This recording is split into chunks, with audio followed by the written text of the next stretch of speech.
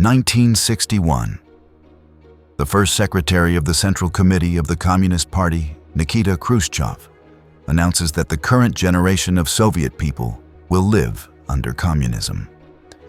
The arrival of a bright future is scheduled for 1980. However, experienced investigators do not believe the party because they fully understand that it is impossible to quickly eliminate crime.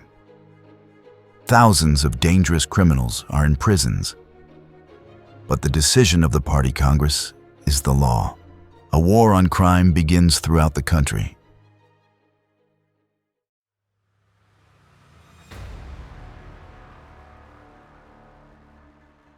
The Sobolev family from Moscow moved into a new 5-story building in December 1963. Kostya Sobolev skipped school to help his mother, who went to the store to buy furniture. New apartment buildings were being filled by former residents of dormitories. And when they heard the doorbell, they never asked, "Who's there?" When someone rang the doorbell at the Sobolevs' apartment, Kostya did exactly that. He simply opened the front door. Standing on the threshold was an unfamiliar man. Gas inspection.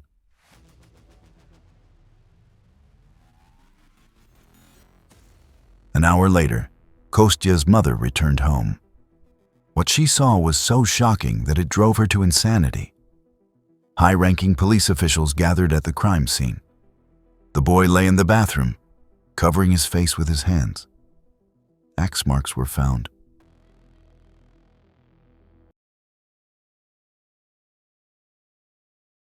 In the early 1960s, the Soviet Union was on the rise. Following Yuri Gagarin's spaceflight, Valentina Tereshkova became the first woman in the world to travel into space. The growth rate of the Soviet economy was 8% per year. Soviet athletes were becoming world champions in hockey and figure skating. In films, criminals were portrayed as comical and not scary. The killer who axed the child left no clues behind. Even the motive for the crime was unclear. Signs of a struggle were visible, and items from the wardrobe were scattered.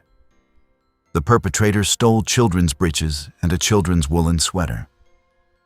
However, killing a child for just a few rubles had never happened before.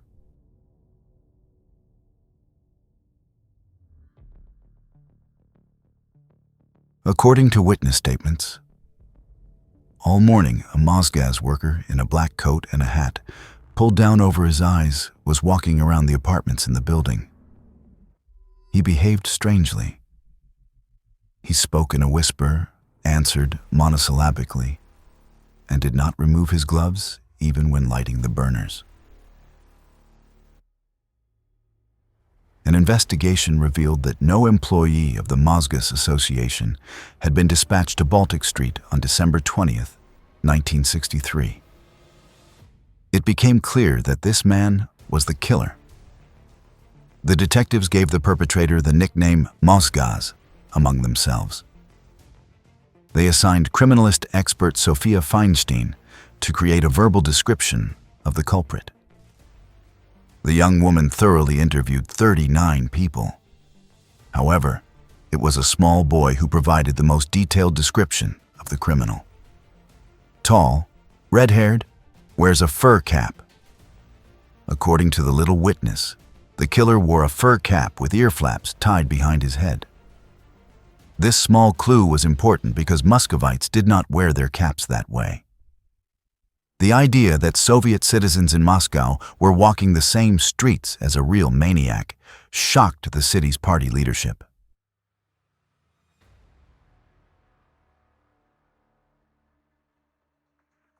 Sophia Feinstein, using scissors, glue, and a stack of photographs, was trying to piece together the face of the perpetrator.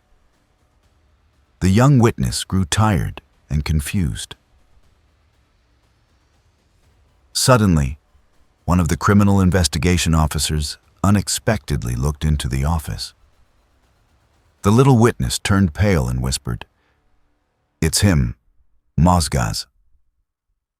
Could it be that the killer is calmly walking the corridors of the criminal department? Could he be one of their own?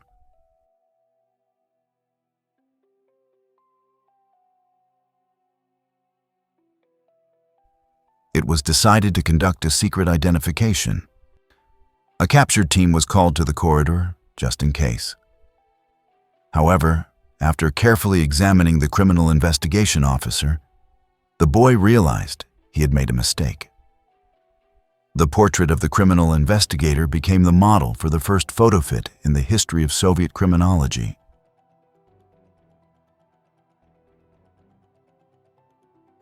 At this moment, a message arrives from the city of Ivanovo. On December 25, 1963, an unknown criminal committed 3 attacks in the city. A 5th-grade student, Misha Kuleshov, was killed in his apartment on Kalinin Street. Gorlova, a pensioner, was killed in a nearby building. In the same building, a 9th-grade student, Galina Petrovskaya, survived despite using an axe. Sofia Feinstein urgently travels to Ivanovo and shows the girl a photo of the Moscow murderer, known as Mosgaz. As soon as she sees the portrait, Galina loses consciousness. This means that Ivanovsky and Moscow maniacs are one and the same person. But why is he targeting children?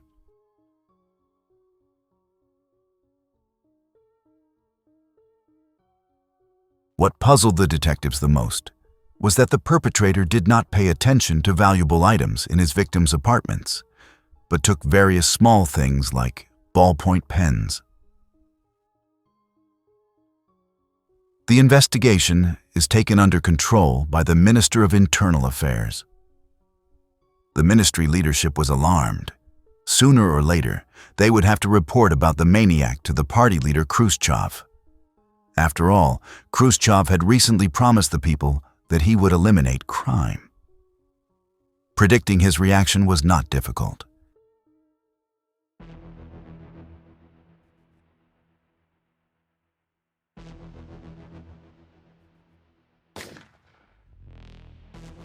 The detectives noticed that the killer only attacked residents of houses in newly constructed districts.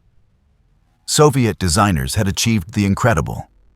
They managed to fit not only 2 rooms, but also a 6-meter kitchen and even a bathroom into 30 square meters. The residents of the new buildings were not yet familiar with each other, so an outsider did not attract the attention of the elderly women in the courtyards or the children. The detectives develop a theory that Mosgaz is a professional killer who has served time in prison. Witnesses to the crimes are shown more than 500 photographs from archives. In the 1960s, there was no electronic technology to check suspects, so police officers spent days and nights in the archives. Often, this work was futile. This time was no different. Among the known repeat offenders, Mosgaz was not found.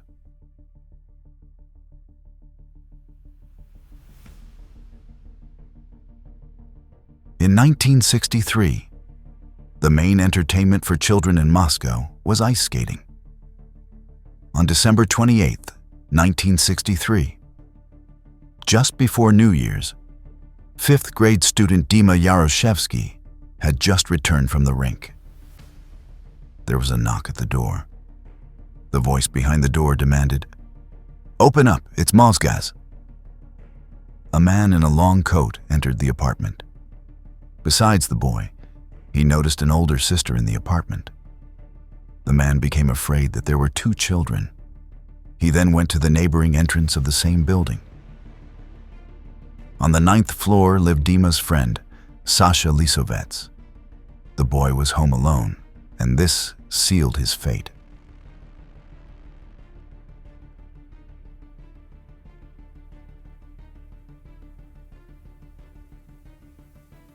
Most men in 1963 shaved using a safety razor. There is a legend that when Khrushchev visited America in 1959, he was given an unusual gift, an electric shaver. When Khrushchev returned, he ordered experts to create something similar.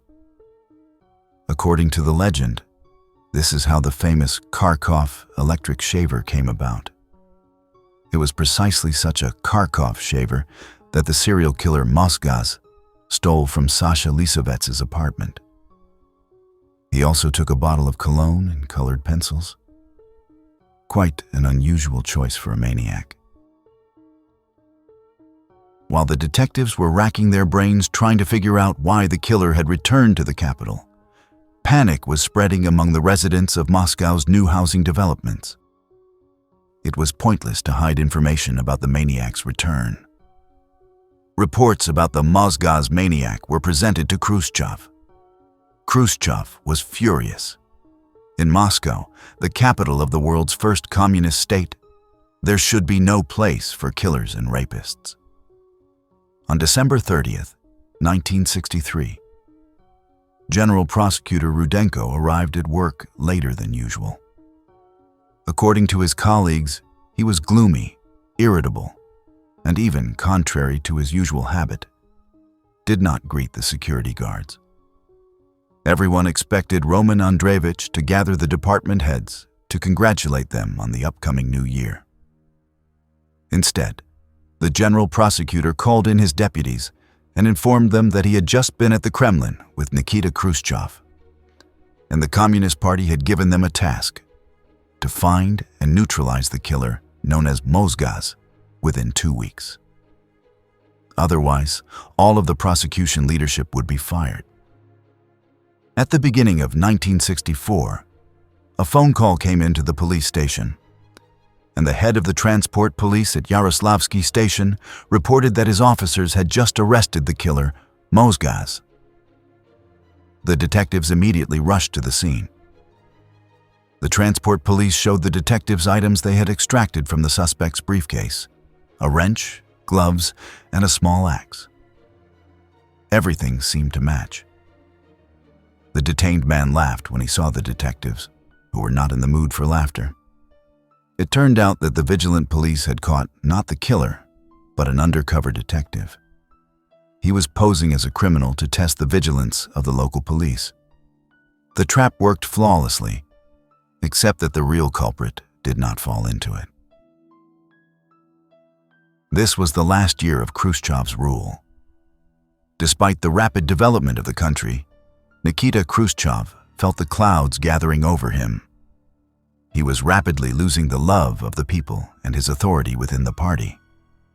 The people gave Khrushchev the nickname Kukuruzvelt, a play on words combining corn and Roosevelt, because he promoted corn cultivation everywhere. Corn grew very poorly in the harsh conditions of the northern country, leading to famine and long lines for bread. 7 anti-Soviet uprisings took place across the country. In the city of Novoscherkassk, the army used tanks to fire on a workers' demonstration. On New Year's Day, 1964, the resettlement of Moscow's new housing developments in the Mariyina Roshcha district began. It was in this area that 46-year-old Maria Yermakova became the last victim of the maniac. This happened on January 8th, after the holidays. Due to rumors circulating in Moscow about a killer known as Mosgaz, residents stopped opening their doors to gas workers. Therefore, the criminal introduced himself as a housing management employee rather than a gas worker and offered Maria to write a complaint letter listing issues with her new apartment. However, when the woman began writing the letter, the maniac killed her. The killer took 30 rubles, a watch, socks, and a Start 3 television from the victim's home. The television was very expensive at the time, costing 340 rubles, and it would become pivotal in his biography.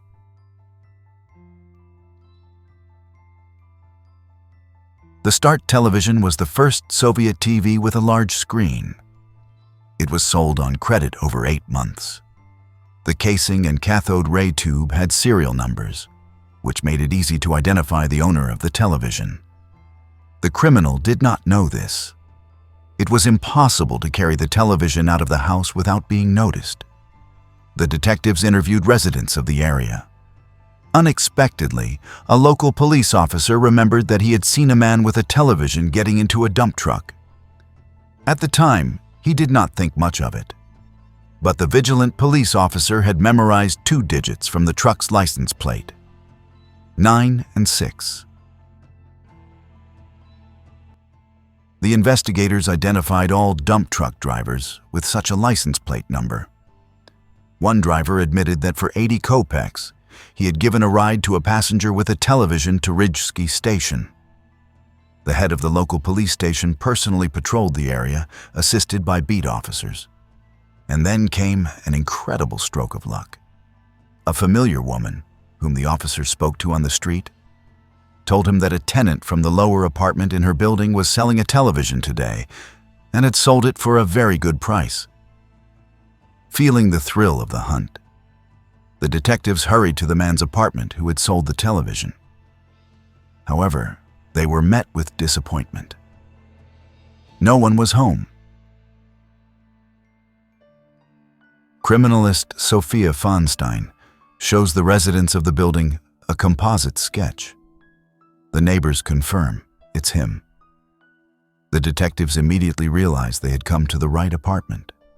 It contained many stolen items belonging to the victims. The investigators set up an armed stakeout in the apartment to catch the man. However, it was a young woman, Alevtina Dmitrieva, 20 years old, who fell into the trap. She was a graduate of a choreographic school and a ballet dancer. This charming young creature radiated joy. Alevtina flirted with the police officers, and there was no fear in her eyes. She initially refused to talk about her boyfriend, but eventually admitted that he was a KGB major named Vladimir Ionessian. That same evening, the police contacted the KGB personnel department to request Major Ionessian's personal file. In the KGB archives, there were files for everyone who had ever worked for the Secret Service, undercover agents, informants, and all other operatives. However, Major Ionessian was not among them. Nikita Khrushchev was informed that the identity of the maniac, known as Mosgaz, had been established. It was Vladimir Ionessian. Nikita Khrushchev was convinced that enemies within the country's leadership would inevitably use the first Soviet serial killer to discredit him. After all, if bloodthirsty killers began roaming the streets during his rule, it would be seen as a result of his policies. The detectives check all Soviet citizens with the surname Ionessian. This titanic effort yields results. It is Vladimir Mikhailovich Ionessian, born in 1937. He was born in the city of Tbilisi, has a musical education, is married, and has a 2-year-old son. He has been convicted twice for theft and for evading military service. His last place of work was the Orenburg Musical Comedy Theater. A photograph of an operetta singer fell into the hands of the detectives. He turned out to be strikingly similar to the composite sketch made by expert Sophia Feinstein. Alevtina, realizing that her beloved was suspected of something, refused to give testimony. However, experienced investigators managed to get her talking. The beauty met Vladimir Ionessian at the Orenburg Musical Comedy Theater, where Alevtina was a ballet dancer. The young beauty enjoyed incredible success with men, but Vladimir managed to capture her interest. He confided in Alevtina that he was actually a secret KGB agent who had completed a mission in Orenburg and now needed to return to Moscow. A passionate romance ignited. The lovers moved to Moscow.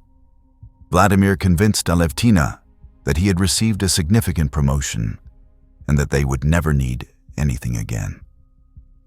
The girl believed everything. One day, Alevtina saw blood on Vladimir's clothing. He told her that he had eliminated a traitor who was selling our secrets to foreign intelligence agencies, and she believed him again. The girl initially refused to say where Ionesian was now, but eventually, she admitted that he had gone to the Kazan city to carry out another secret mission.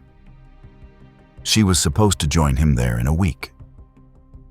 The detectives decided to place Alevtina Dmitrieva under arrest. When removing her from the house where she lived with Ionesian, they wrapped her in a carpet to hide her from prying eyes.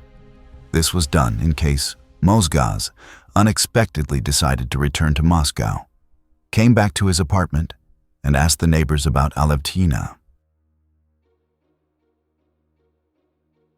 On that same day, in the building of the Moscow Criminal Investigation Department, the most unusual beauty contest took place.